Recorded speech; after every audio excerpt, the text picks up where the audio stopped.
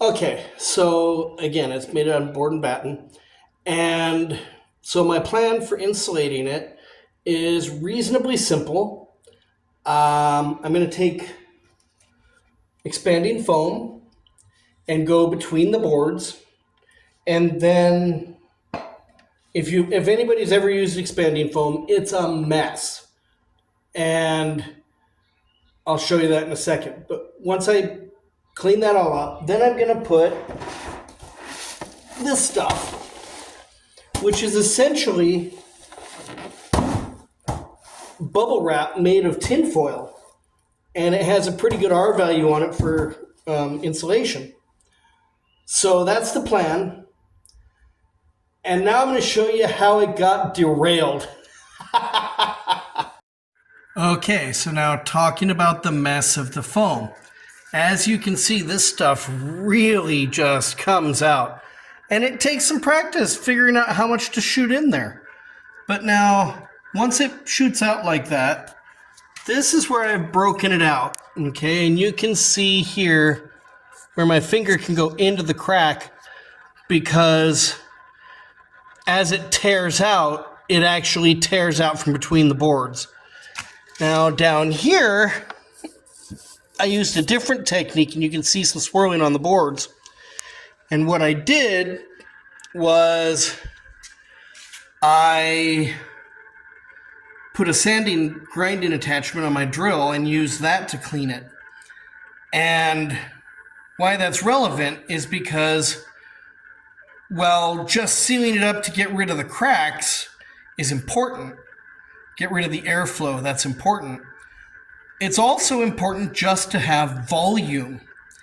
And when I put it in there and it tears back out, I'm just wasting product. Just like when it squeezes out all over the place, I'm just wasting product. I have to learn a better regulation of the trigger as I do this. But that's on me, that's not the product. So, okay, this is again the learning curve. Now,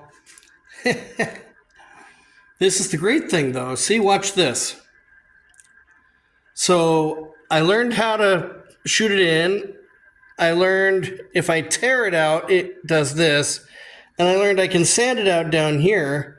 And I learned that those two and that section of wall can all be done with one can. However, that section wall and that door can only be done with one can. How about that? Different amounts of whatevers. But that said, you see all the bricks down here, all the pavers. Well, I have to move those before I can do this section, right? And so this is where I talk about it goes from one project to another. You'll see these pavers are on a wagon. So they were right there. Now they're on a wagon.